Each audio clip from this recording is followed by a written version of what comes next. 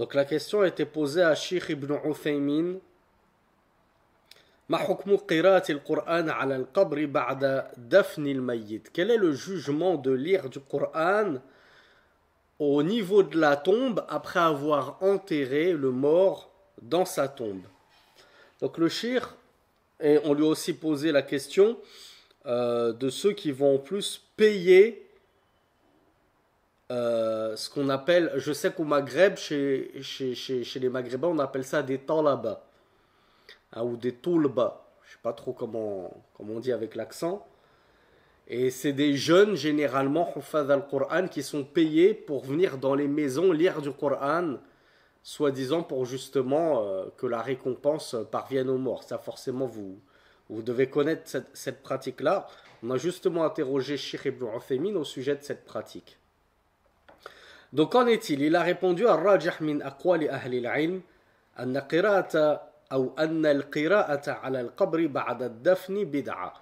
Donc, comme on l'a vu hier, il a dit l'avis prépondérant d'entre les paroles des savants à ce sujet, c'est que la lecture, bien sûr, du Coran au niveau des tombes et après l'enterrement, c'est une innovation. لأنها لم تكن في عهد الرسول صلى الله عليه وعلى آله وسلم.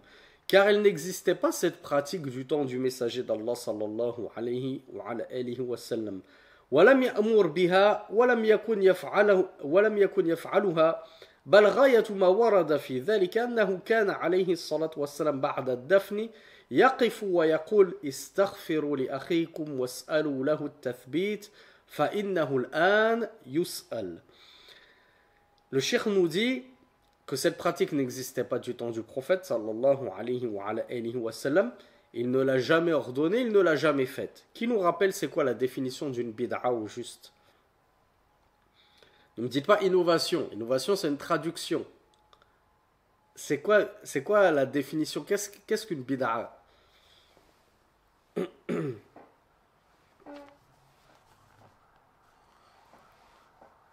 Oui, mais là, Yanis, tu continues à me faire une traduction. Tu me dis c'est une innovation qui n'existe ni dans le Coran ni dans la Sunna. Mais c'est quoi une innovation?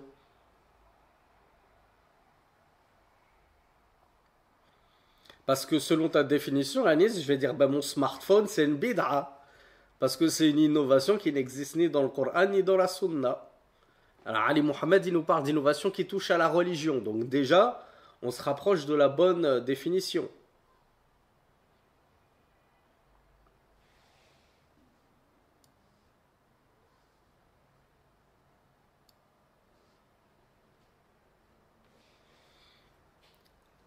Alors je suis étonné qu'aucun d'entre vous ne m'ait apporté une bonne définition qui rassasie l'estomac.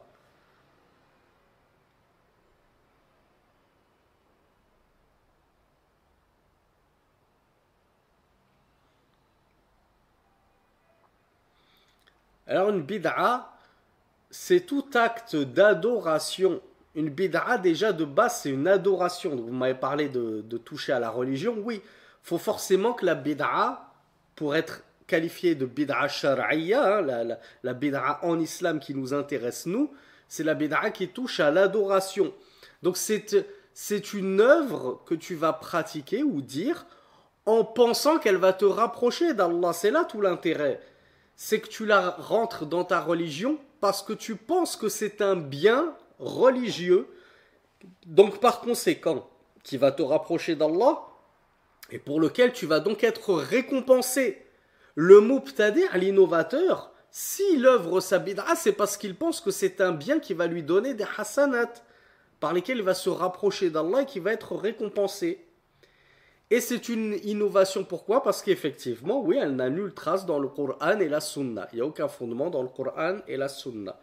Donc le cheikh ici, Ibn Uthaymin, rahmatullahi alayhi, il nous dit que lire justement du Coran après l'enterrement des gens, des morts, eh bien c'est une bid'a. Pourquoi? Parce que les gens, pourquoi ils le font de nos jours? Parce qu'ils pensent que c'est un khayr, pensent que c'est une adoration qui soit va nous être bénéfique à nous, soit va être bénéfique aux morts. Mais pour croire que c'est bénéfique aux morts, religieusement parlant, il faut que tu nous ramènes un dalil. faut que tu nous ramènes une preuve. Et les preuves et les adillah, on les prend de quoi, mes frères et mes sœurs, dans d'autres religions? On les prend des ancêtres. Oui, ben c'est comme ça, c'est la tradition. Dans ma famille, ça, on a toujours fait comme ça. Ça, c'est une preuve, ça? C'est un argument qu'on peut apporter aux gens? Bah, mon grand-père, je l'ai vu faire ça, donc je l'imite. Ça, c'est l'adoration des polythéistes de l'époque du prophète, sallallahu alayhi wa sallam. Nous avons trouvé nos ancêtres sur cette religion et ainsi nous suivons leurs traces. Une preuve en religion, c'est soit un verset du Coran, soit un hadith authentique du prophète sallallahu alayhi wa sallam, ou pas forcément authentique, ça peut même être un hadith daif, à partir du moment où il est supporté par des témoins ou autre chose que cela. Et ça peut aussi être une unanimité. Comment on appelle l'unanimité en arabe?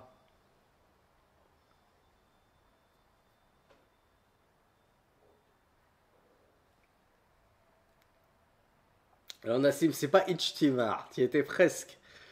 Ijtimar, ça veut dire se regrouper. Un ijmar, ijmar, l'unanimité.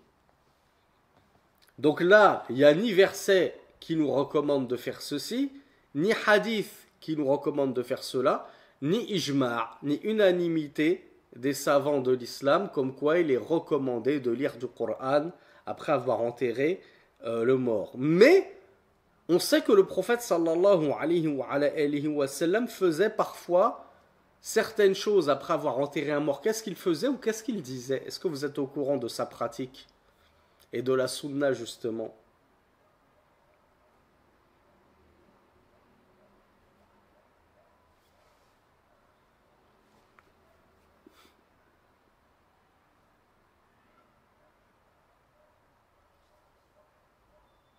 Alors personne ne le sait. Il se tenait debout devant la tombe et il disait à ses compagnons: demandez pardon pour votre frère et invoquez pour lui at-tathbit, le raffermissement, notamment afin qu'Allah le raffermisse lors de l'interrogatoire. Quel interrogatoire? C'est quoi cet interrogatoire, mes frères et sœurs, dont il est question ici?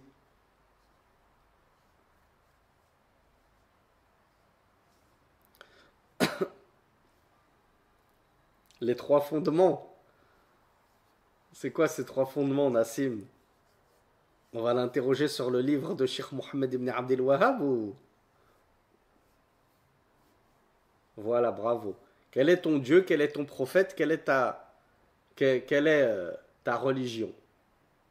Ou quel est cet homme?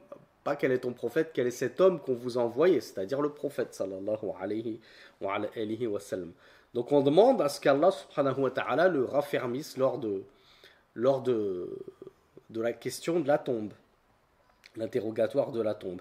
Donc ça c'est la seule Ibn Uthaymin rahmatullahi alayhi nous dit wa ghayatu ma warada anin nabi. C'est le maximum de ce qui a été rapporté du prophète sallallahu alayhi wa sallam dans une telle circonstance après l'enterrement, c'est qu'il disait à ses compagnons: demandez pardon pour votre frère et invoquez pour lui le raffermissement, car en ce moment il est questionné. C'est tout. Ça se limitait à là. Ni il ne lisait le Coran, ni il faisait d'autres genres de bid'a qu'on rencontre tristement de nos jours. Et Ibn Uthaymin de nous dire que si lire du Coran c'était un bien, cela n'aurait ni échappé au prophète sallallahu alayhi wa sallam de le faire, ni à ses compagnons. Ils auraient été les premiers à le mettre en pratique, ce bien-là. Et cette adoration-là, si c'était vraiment un khayr. Law kana khayran, ma sabaquna ilayh. Ou plutôt, la sabaquna ilayh, j'ai envie de dire. Si c'était un bien, ils nous auraient devancés en cela.